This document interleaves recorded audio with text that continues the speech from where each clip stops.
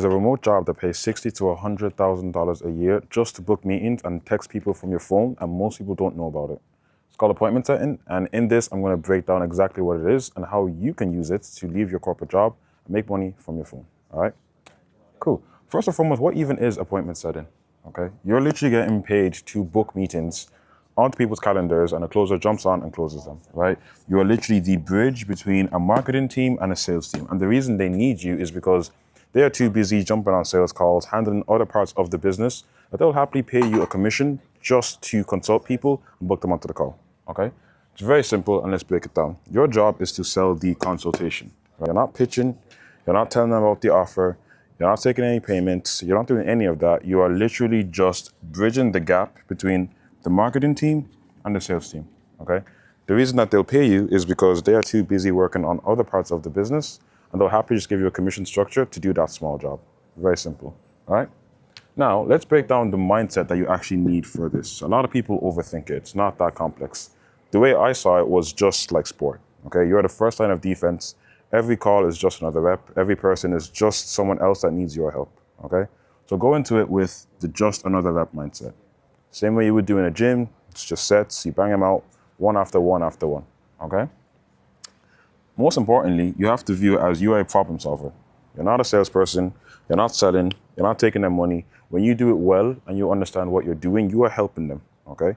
They've reached out to you to get your help, and it's your duty to get them from the start point to the desired outcome, all right? The way that you will do that is with your skills.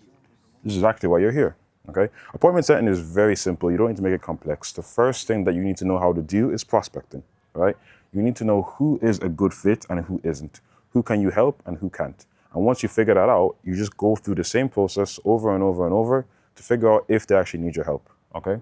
So what prospecting is you're just gonna ask a few questions, either on a phone in the DMs or on a phone conversation, and run them through the same process you would with each person, okay? Ask them stuff about like the current situation, why they're even on your call, what they would want to get out of this, and then if you feel like you can help them, just book them onto the call. It's literally that simple, right? To be able to do this efficiently, you have to be able to communicate. Nobody is going to understand what it is that you're doing, your business, or if you can help them if you can't communicate the ideas effectively, all right? So strong communication skills is a really strong asset for appointment setting. Second thing then is emotional IQ. You need to know people. People buy from people. They don't buy from businesses, they don't buy from robots, and they definitely don't want to buy from websites, okay? You need to know emotional intelligence to be able to understand where someone is, what's their desires, what's their needs. And once you know that, you can plug and play them in, right? Last but not least, actually, no, that's a lie. Second last but not least, active listening. Listen to what they say and not what they mean. The reason I say that is because people make decisions based off of emotion and then they justify them with logic, okay? So if you're an appointment setter and someone has reached out to you, you need to listen to them so that you can prospect them properly, communicate with them effectively, use your emotional IQ to understand where they are, listen to what they say, and then you can give a better judgment as a result, all right? Last but not least is CRM management. And what is this? CRM is client relationship management, okay?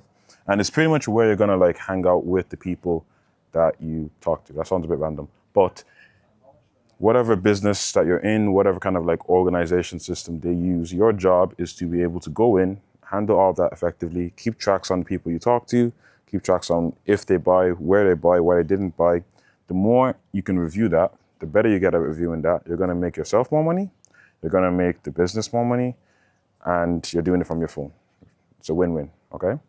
Last but not least is the service.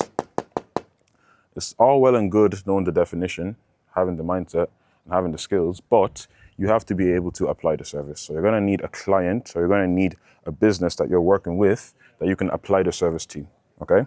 So multiple different ways to get a client. You can apply through job boards, you can message me, you can book in a call down below, we can have a conversation about that as well.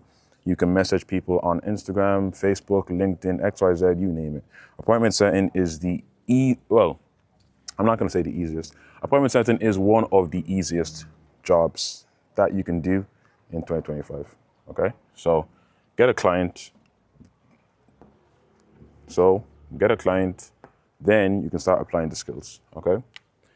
The most important thing that you need to understand is speed to lead. And what I mean by that is the better you can get at reducing that time between someone booking in or someone reacting to your form, someone messaging you and showing interest and you getting them onto a call, the better chances you have of making money and the more chance they have of getting that solution. The reason I say that is because the moment that someone has opted in, they are emotionally charged, okay?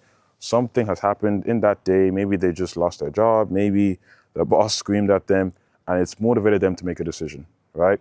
The sooner you can get to them and help them make that decision, the more inclined they are to make a change, okay? Once you've done that and you actually get to your lead, then you have to qualify your lead. And what I mean by qualify your lead is you have to figure out if they actually are a good fit for what it is that you offer, if they'll be a good fit in your company, if you can help them, if they're in a financial position to even, I guess, purchase your offer. And essentially, what you're looking for is your ICP. ICP is ideal client profile. Your ideal client profile is the ideal person you would want to work with, the ideal person a business would want to work with. If you're someone that sells, I don't know, fitness coaching, your ICP is a young, active athlete, maybe they're in college, or your ICP could be 40-year-old overage women. Whatever your ICP is, you have to clearly define it, first and foremost, so you know who it is that you're actually qualifying to, who are you trying to communicate to, what kind of problems should you be listening for, and then you can understand the emotional IQ you need to apply to that person to help them get to their desired outcome, all right? You combine all of these skills into your service to figure out your ICP. Once you figure out your ICP and you figure out if you can help them, we get onto this magic thing, transition, okay? You go through your whole process, you get them from the marketing all the way through to the sales team. And the way you make money is by getting them booked onto that call, right? So once you figure out if you can help them through qualifying, then and only then do you transition into what it is that you do, what it would look like, the next steps, and actually selling the consultation, getting them onto that call, okay? Do that, book the call, and your job is done. And I say kind of because you only get paid once that person closes, okay? So as a seller, typically you're gonna get 5%, closer gets 10%. And that's why it's so important to do your job as efficiently as possible because you don't wanna waste your time. You don't wanna waste the closer's time. You definitely don't wanna waste the business's money, okay? And you wanna get paid. So book that call, create some urgency, make sure to actually get onto that call, knowing what it is that you do, knowing how you can help them, and making sure they're a good fit ICP-wise. Get them onto that call, let the closer do their job. You make some internet money from your phone. Everyone's happy, all right? So if you enjoyed the video and you want to find out a little bit more, drop me a comment down below. There's going to be a link that you can book in the call. We can have a conversation.